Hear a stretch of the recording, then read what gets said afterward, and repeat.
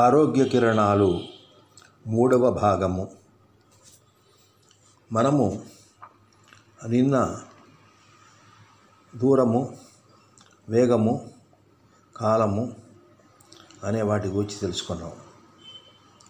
ఈరోజు ముఖ్యమైనటువంటి ఒక అంశాన్ని తెలుసుకుంటాం.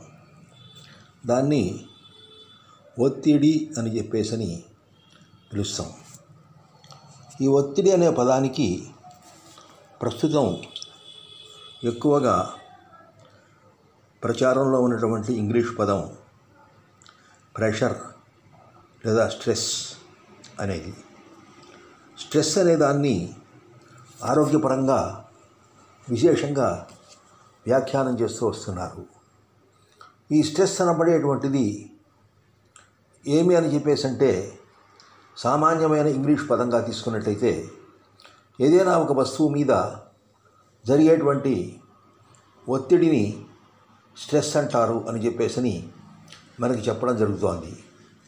ఇదే భావపరమైనటువంటి లేదా ఉద్వేగపరమైనటువంటి ఒక తీవ్రతను, ఒక నొప్పిని, దాన్నే స్ట్రెస్ అంటారు. ఇవి రెండు కూడా సామాన్యమైనటువంటి అర్థంలో వాడబడ్డవి.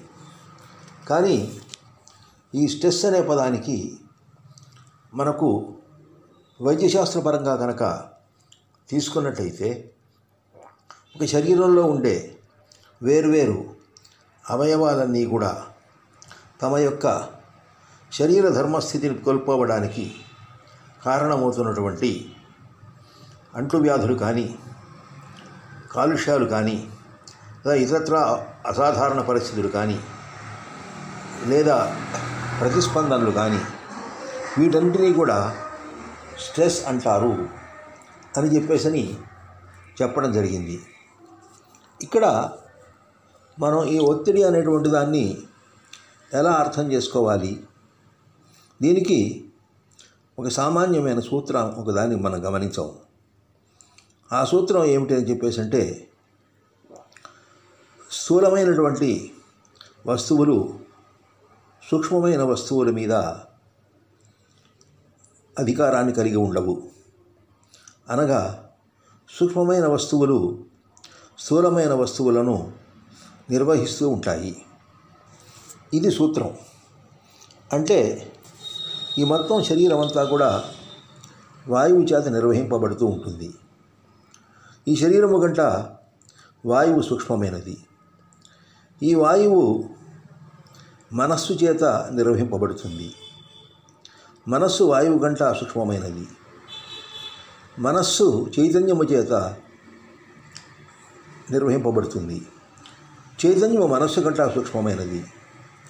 ఈ రకంగా ఒక సూక్ష్మమైనటువంటి దాని వల్ల, స్థూలమైన దానివల్ల కలిగేటువంటి పరిణామమే ఒత్తిడి అని చెప్పేసి మనం చెప్పుకోవచ్చు. ఈ ఒత్తిడి అనబడేటువంటిది ఆరోగ్యపరమైనటువంటి ఫలితాలను ఇవ్వడంలో ఎంతో విశేషంగా ఉంటుంది. ఈ మధ్యకాలంలో జీవనశైలి మారిన తర్వాత మానవ జీవితంలో ఒత్తిడి విశేషంగా పెరిగిపోయింది. ఆ ఒత్తిడి స్థాయి ఎంతవరకు వెళ్ళింది అంటే, బుర్రబద్దలైపోతుంది అన్నంతవరకు వెళ్ళింది.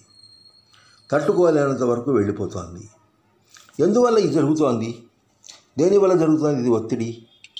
ఇది కేవలం మానసికమైనటువంటి ఒత్తిడేనా? దీన్నే కొంతమంది బర్న్అవుట్ కండిషన్ కూడా తీసుకెళ్ళిపోతుంది అని చెప్పేసి వైద్యశాస్త్రజ్ఞులు పేర్కొంటున్నారు. ఈ స్ట్రెస్ అనేటువంటి దాన్ని మేనేజ్ చేయడం అనేది ఎంతో అవసరంగా చెప్తున్నారు. అటువంటిప్పుడు ఈ స్ట్రెస్ అనబడేటువంటి దానికి, ఒత్తిడి అని ఇప్పుడు మనం చెబుతున్నటువంటి ఒక భౌతిక సంబంధానికి ఏమైనా దగ్గరతనం ఉందా అని చెప్పేసి అంటే, పరిమితమైన ద్రవ్యరాశిలో, శక్తి యొక్క వలయంలో, జీవకారణ శక్తి పరిభ్రమణంలో కలిగేటువంటి ఒత్తిడిని మనం స్ట్రెస్ అంటాం. అలా కాకుండా ఒక విశాలమైనటువంటి అంతరిక్షం నుంచి వికిరణము ద్వారా విశ్వకాంత శక్తి యొక్క ప్రభావం వల్ల పంచభూతాల యొక్క ద్రవ్యభారంలో ఉండేటువంటి, అణుభారంలో ఉండేటువంటి, అణువేగంలో ఉండేటువంటి తేడాల వల్ల ఒకదాని మీద ఒకటి కలపడేటువంటి ఒత్తిడిని, ఘర్షణను ఒత్తిడి అని చెప్పేసి మనం పిలవచ్చు. ఆకాశము యొక్క ఒత్తిడి వాయువు మీద ఉంటుంది. ఆకాశము వాయువుల యొక్క ఒత్తిడి అగ్ని మీద ఉంటుంది. ఆకాశము వాయువు అగ్ని యొక్క ఒత్తిడి నీటి మీద ఉంటుంది. ఆకాశము వాయువు అగ్ని నీరు అనే వాటి యొక్క ఒత్తిడి భూమి మీద ఉంటుంది.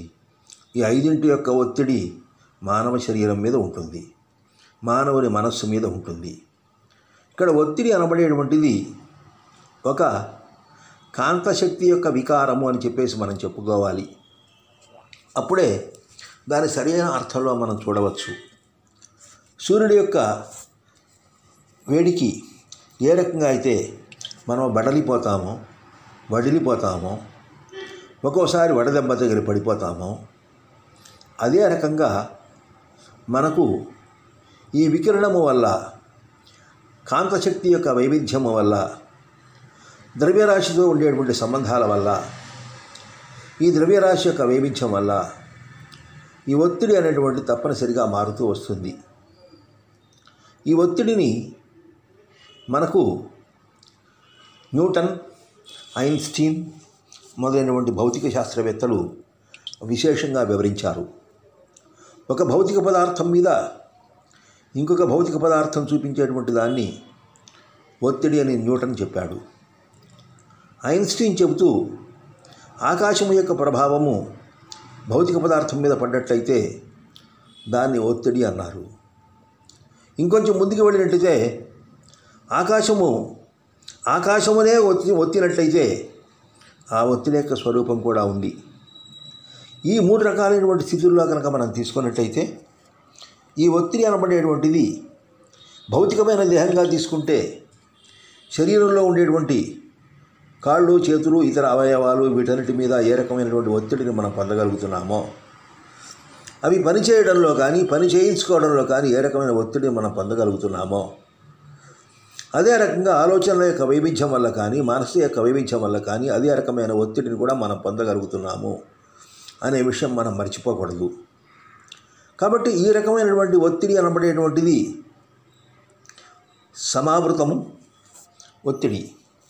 సమావృతమైన ఒత్తిడి అని చెప్పేసి అంటే ఒక స్థూలమైనటువంటి దాన్ని ఆవరించి ఉన్నటువంటి వాయువు యొక్క ప్రభావం వల్ల ఏదైతే ఒత్తిడి వస్తుందో అది స్వమావృతమైన ఒత్తిడి. ఇంకోటి స్వయం పీడకమైన ఒత్తిడి, తనలో నుంచే పుట్టినటువంటి ఒత్తిడి, అది తనను లొంగ తీసుకున్నట్టయితే స్వయం పీడకమైన ఒత్తిడి అవుతుంది. అది సమావృత స్వయం పీడకమైన ఒత్తిడి. మూడవది, అది కనుక తీసుకున్నప్పుడు అది శరీరంలో ఉండేటువంటి వేర్వేరు అవయవాలతో ఉండేటువంటి సంబంధాన్ని సూచించేటువంటిది సమావృత స్వయం పీడకమైనటువంటి ఒత్తిడి అని చెప్పేసి మనం చెప్పాలి.